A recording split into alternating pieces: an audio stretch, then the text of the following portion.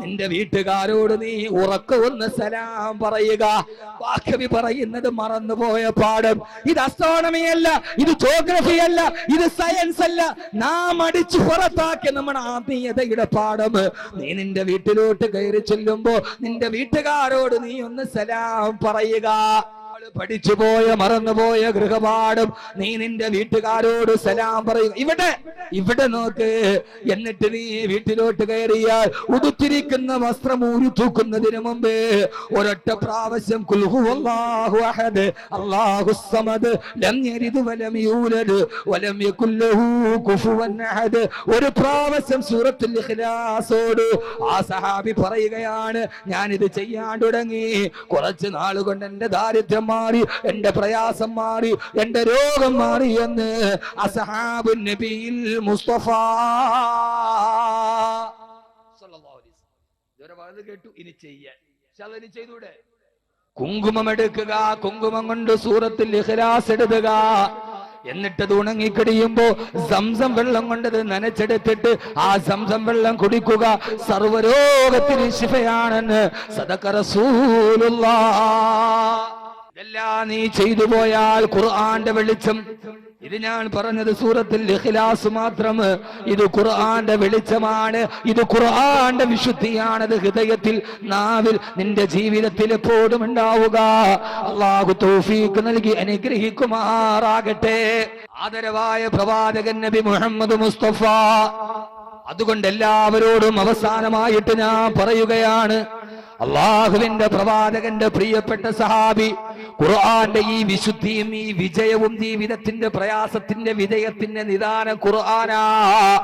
ബഹുമാനപ്പെട്ട അബ്ദുല്ലാഹി ഇബ്നു മസ്ഊദ് റളിയല്ലാഹു അൻഹു വഫാത്തിന്റെ വേളയിൽ പൊട്ടിക്കരയാ. ബഹുമാനപ്പെട്ട ഉസ്മാൻ റളിയല്ലാഹു അൻഹു കാണാൻ വന്നു. എന്തിനാ അബ്ദുല്ലാഹി ഇബ്നു മസ്ഊദേ കരയുന്നത്? നിങ്ങൾ മരിച്ചാൽ പെൺമക്കൾ കാര്യമില്ലെന്ന് ഓർത്തിട്ടാണോ?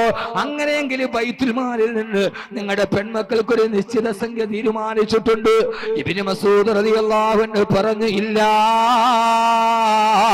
ഞാൻ മരിച്ചാലും എന്റെ 5 പെൺമക്കളും പട്ടിണിയിലാകുമെന്ന് എനിക്ക് ഭയമില്ല. അവർക്ക് പട്ടിണി വരികയില്ല. ഒരാപത്തും ഞാൻ മരിച്ചാലും അവരെ ഉപ്പ മരിച്ചാലും എന്റെ പെൺമക്കൾക്ക് വരില്ല. ഉസ്മാൻ റളിയല്ലാഹു അൻഹു ചോദിച്ചു, കാരണം എന്താ? എന്റെ ഹബീബായ മുത്ത് പഠിപ്പിച്ചിട്ടുണ്ട്, ആരെങ്കിലും മഗ്രിബ് നമസ്കാരത്തിന് ശേഷം ഏതെങ്കിലും ഒരു പെണ്ണ് സൂറത്തുൽ വാഖിയ പാരായണം ചെയ്താൽ ലം തുസിബുഹു ഫാഖ, ആ പെണ്ണിനൊരാപത്തും വരില്ലെന്ന് എന്റെ മുത്തന്നെ പഠിപ്പിച്ച അന്ന് മുതൽ എന്റെ പെൺമക്കള് മഗ്രിബ് നമസ്കാരത്തിന് ശേഷം പതിവായി സൂറത്തുൽ വാഖിയ ഓടുന്നുണ്ട്. അതുകൊണ്ട് എന്റെ മക്കൾക്കൊരു പട്ടിണിയും വരില്ലെന്ന് എനിക്ക് ഉറപ്പാ. ഓ പ്രിയപ്പെട്ട ഉപ്പ ഉമ്മ, നമ്മൾ അടുത്ത നിമിഷം മരിച്ചാലും എന്റെ മക്കള് പട്ടിണിയാവില്ലെന്ന് പറയാറ് ഇങ്ങനെ ഒരു ഖുർആന്റെ പാഠം നമ്മൾ പഠിപ്പിച്ചിട്ടുണ്ടോ? അല്ലാഹു നമ്മളെ കാക്കട്ടെ. അതുകൊണ്ട് മക്കൾക്ക് ഖുർആൻ പഠിപ്പിച്ചു കൊടുക്കുക, ഖുർആനിനെ സ്നേഹിക്കുക. ജാമിയ സലാഹിയയിൽ ഇരിക്കുന്ന ഹിഫ്ള് വിദ്യാർത്ഥികൾ അവരുടെ നാവിലൂടെ ഖുർആൻ ഓതുമ്പോ ആയിരക്കണക്കിന് ഹാഫിളീങ്ങൾ വരുമ്പോ കടുവാപ്പള്ളി ജമാഅത്തിനെ അല്ലാഹു അനുഗ്രഹിക്കട്ടെ. കാരണം ഇത് ഖുർആന്റെ ഭൂമിയാണ്, ഇത് ഖുർആന്റെ ഭൂമികയാണ്, ഇത് ഖുർആൻ പാരായണം ചെയ്യപ്പെടുന്ന ഭൂമികയാണ്. അല്ലാഹുവേ, അല്ലാഹുവേ, അല്ലാഹുവേ, അവസാനം നിന്നോട് ചോദിക്കാൻ ഒന്ന് മാത്രമേ ഉള്ളൂ. മഹിലൻ ഹദാകല്ലദീ അഅതാക നാഫിലത്തുൽ ഖുർആനി ഫീഹി മവാഇദു വതഫ്സീലു. അല്ലാഹുവേ, അല്ലാഹുവേ, അല്ലാഹുവേ, ആയിരക്കണക്കിന് അർത്ഥതലങ്ങൾ ഞങ്ങൾക്ക് നൽകിയ ഞങ്ങളുടെ ഖുർആൻ ലഹാ മആനിൻ കമൗതിൽ ബഗീരി ഫീ മദദി വഫൗക ദൗഹരിഹി ഫിൽ ഹുസ്നി വൽ ഖിയബി ഫലാ തുഅദ്ദു വലാ തുഹസാ അജാഇബുഹാ വലാ തുസാമു അൽ ഇക്സാരി ഫിസ്സബീൽ. വെറുതെയാണ്. ആയിരക്കണക്കിന് അർത്ഥഗണങ്ങളുള്ള ഖുർആൻ പഠിക്കാൻ ഞങ്ങൾക്ക് കഴിഞ്ഞിട്ടില്ല റബ്ബേ. ഞങ്ങളുടെ മക്കളെ പഠിപ്പിക്കാൻ കഴിഞ്ഞിട്ടില്ല അല്ലാ. അറിയാത്തത് കൊണ്ട് ഓതാനും കഴിഞ്ഞിട്ടില്ല റബ്ബേ. പക്ഷേ അവസാനം മരിക്കുന്ന നേരം പൊന്നുമക്കളെ മനസ്സിലുറപ്പിക്കണം, സഹോദരിമാരെ മനസ്സിലുറപ്പിക്കണം. മരിക്കുന്ന നേരം മൗത്തെന്ന സിംഹം കൊന്നതത്ഭുതമല്ലേ. സിംഹാസനത്തിന് ചുറ്റി നിന്നവരല്ലേ, പിടിമണ്ണ് മാറിയെറിഞ്ഞതത്ഭുതമല്ലേ. നിന്റെ സിംഹാസനത്തിന് ചുറ്റി നിന്നവർ, നിന്റെ കാറിൽ കൂടെ സഞ്ചരിച്ചവർ, നിന്റെ കൂടെ സർവ്വതിനും കൂട്ടുനിന്നവർ നിന്റെ കുഴിമാടത്തിലേക്ക് പിടിമണ്ണ് വാരിയെറിയുകയാണ്. മൈനറിയ തീയുമായി കണ്ടടം നൂലിച്ചില്ലേ, അതിലത്ഭുതം നിന്നോളവും നിനക്കില്ലേ. പൊന്നുമക്കള് പൊട്ടിക്കരയുന്നത് കണ്ടില്ലേ? വാപ്പാണ്ട മയ്യത്തിന്റെ ചാരത്ത് നിന്നിട്ട് നമ്മുടെ മക്കളുടെ കണ്ണുനീരൊലിക്കുന്നുണ്ട്. പക്ഷെ എനിക്കത് കാണാൻ കഴിയുന്നില്ലല്ലോ. ഞാൻ പലപ്പോഴും ചിന്തിക്കാറുണ്ട്, മരണശേഷം ഒന്നും കാണാതിരിക്കുന്നത് ഒരു പക്ഷേ അല്ലാഹു തന്ന ഖൈറാണ്. ഞാൻ മരിച്ചു കിടക്കുമ്പോ എന്റെ മയ്യത്തിന്റെ ചാരത്ത് കെട്ടിപ്പിടിച്ചു കരയുന്ന എന്റെ മക്കളുടെ കണ്ണുനീരെങ്ങാനും എനിക്കൊന്ന് കാണാൻ കഴിഞ്ഞാ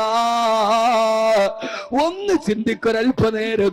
അല്ലാഹുവിന്റെ റസൂലിന്റെ മുമ്പിൽ വന്നിട്ട് ഒരു സഹാബി പറഞ്ഞു, നബിയേ, ഒരു നല്ല പ്രഭാഷകൻ മദീനയിൽ വന്നിട്ടുണ്ട്, ഭയങ്കര വഅദാണ് നബിയേ, ഭയങ്കര പ്രസംഗമാണ് നബിയേ. വാക്കവിമാരെ കുറിച്ച് നിങ്ങൾ അങ്ങനെ പറയാറുണ്ട്, അല്ലാഹു അതിനെ നിലനിർത്തി തരട്ടെ. അല്ലാഹുവിന്റെ റസൂല് ചോദിച്ചു, ആ പ്രഭാഷകൻ മരണത്തെ കുറിച്ച് വഅദ് പറയാറുണ്ടോ? ഇല്ല യാ റസൂലല്ലാഹ്. എന്നാൽ അയാള് നല്ല പ്രഭാഷകനല്ലെന്ന് ലോകത്തിന്റെ മുത്ത് പറഞ്ഞതുകൊണ്ട് എന്റെ ഏത് പ്രസംഗത്തിലും അത് കേട്ടാന്ന് മുതൽ മരണത്തെ കുറിച്ച് പറയാൻ അവസാനിപ്പിച്ചിട്ടില്ല. എന്തിനാ മരണം പറയുന്നത്? ഒരു നല്ല പ്രഭാഷകനായി മാറാന്, ഹബീബായ മുത്ത് പറഞ്ഞ പ്രഭാഷകനാകാന്. മരിച്ചിട്ടൊന്നും അറിയാത്തത് നല്ലതല്ല ഉസ്താദേ, മരിച്ചു കഴിഞ്ഞിട്ടൊന്നും കാണാൻ കഴിയാത്തത് ഖൈറല്ലേ. എന്നെ കെട്ടിപ്പിടിച്ചിട്ട് പൊട്ടിക്കരയുന്ന എന്റെ മക്കളുടെ കണ്ണുനീര് എനിക്ക് എങ്ങനെയാണ് കണ്ടു നിൽക്കാൻ കഴിയുക? മരിച്ചിട്ട് മലന്ന് കിടക്കുന്ന എന്റെ ഉപ്പാ ഉപ്പാ ഉപ്പാന്ന് വിളിക്കുന്ന എന്റെ മക്കളെ ഞാൻ എങ്ങനെയാണ് ആശ്വസിപ്പിക്കുന്നത്? എന്റെ പൊന്നുമോൾ എട്ടും പെട്ടും തിരിയാത്ത എന്റെ പൊന്നുമോൾ എന്റെ മുമ്പിൽ കരയുന്നത് ഞാൻ എങ്ങനെയാ സഹിക്കുക? എന്റെ തളർച്ചയിലും എന്റെ വളർച്ചയിലും എന്റെ താങ്ങൻ തണലുമായ എന്റെ പൊന്നു ഭാര്യ കരയുന്നത് ഞാൻ എങ്ങനെയാണ് സഹിക്കുക? സഹോദരങ്ങളെ അവസാനം ആരടി മണ്ണിലേക്ക് പോവുകയാണ്. ആരടി മണ്ണിൽ അവസാനിക്കുകയാണ്. ഫോൺ കമ്പി ലെറ്റർ മുഴുവനും നിലച്ചില്ലേ,